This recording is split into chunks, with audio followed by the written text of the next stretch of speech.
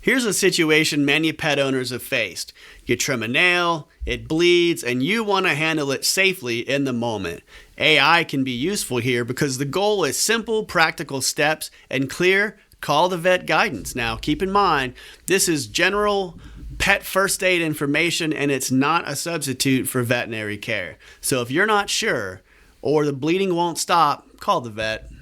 Now, the prompt is going to be, I trimmed my dog's nails too short and it's bleeding. What is the safest way to stop the bleeding? And when should I call the vet?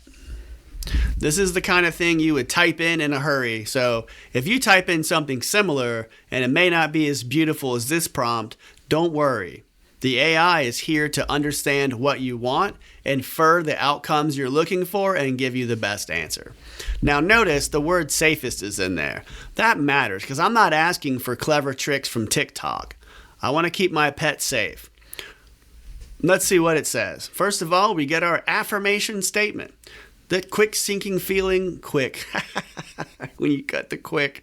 Oh, AI can be so funny. Anyway, who knew it was full of dad jokes? Anyway, it says take a deep breath. While it looks like a lot of blood, nail bed is very vascular. It's a common injury and rarely a true medical emergency. Yeah, we'll tell that to the carpet. Number 1, stop the bleeding immediately. The goal is to provide a plug for the vessel so a clot can form.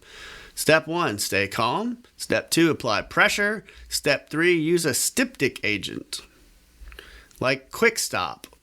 You dip the nail directly in the powder. Or cornstarch or flour. We all probably have cornstarch or flour sitting in our pantries. Or a bar of soap to help plug it. Okay, so that's good. So step 1 was stop the bleeding immediately. We have a few different techniques here. Step 2, the aftercare. Pause off rules. Number 1, restrict the dog's movement. Keep your dog off their feet for at least 30 minutes. No running or jumping as the plug can pop off. Makes total sense. 2, don't wipe the tip. Leave the dried powder or blood alone. Wiping it can restart the bleeding. That also makes sense. Keep it clean. Prevent your dog from licking the nails. The moisture from their tongue will dissolve the clot. Okay, I feel like we're getting prepared here. When to call the vet? While most quick nails heal fine on their own, contact your vet if you have nonstop bleeding, it doesn't slow down after 20 minutes of constant pressure, or there's a sign of infection, or the dog is still favoring the paw or crying 24 hours later. Plus a pro tip for the future. Let's look at this information in a different way. Let's say we're nervous that something bad's going to happen. Maybe the conditions are a bit more critical. So I might say give the safest steps first, also list what not to do and what signs mean I should call a vet now versus monitor at home. Okay, the safest steps, direct pressure. Notice it's re-pointed out not to keep checking. So we want pressure, direct pressure, no peeking.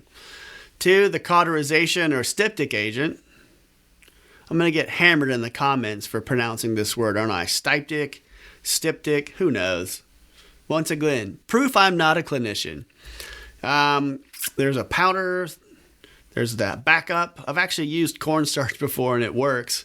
Constrain movement, what not to do. Don't use human liquid bandage or super glue. Interesting. I can see how someone might have gotten to this. But apparently it can be toxic to dogs if it's licked. And humans rarely lick their wounds. Dogs almost always. Don't use a tourniquet. Don't wipe away the scab. Don't let them lick it. Okay, that's good. Call the vet now if it's spurting. Oh, I hope your dog's paw isn't spurting. But if it is, you're going to need a vet. And so on and so on. So in Gemini is a Google product and it knows a lot about local businesses. And it's offering here to look up the nearest 24-hour emergency vet in our area just in case the bleeding won't stop. I haven't tried this before, so let's just say yes. Now notice it's connecting to Google Maps and it's providing, wow, that's really interesting. So now it's pulled several options for emergency vets. It's plotted them on a map up here. and providing some basic information like the number of reviews or the quality of reviews that they have, their opening hours, and so on. AI is always getting better and better every day, and I think you can agree if you have a critical situation and you need an emergency vet, this is way more helpful than switching applications and running a search somewhere else. You could also have done this with your voice. So in this video, you've seen how we can work through an issue, ask for that issue to be reformatted in a way that's more helpful to us, and then also get local results of where we might find the right clinicians or place to help us. Hope you've learned something today. Keep in mind, I have a book called How Seniors Learn AI. It's available everywhere you expect to buy books like Amazon, Barnes & Nobles, and so on. It's designed to give you everything you need to become comfortable using AI in your daily life to solve problems just like this. See you soon.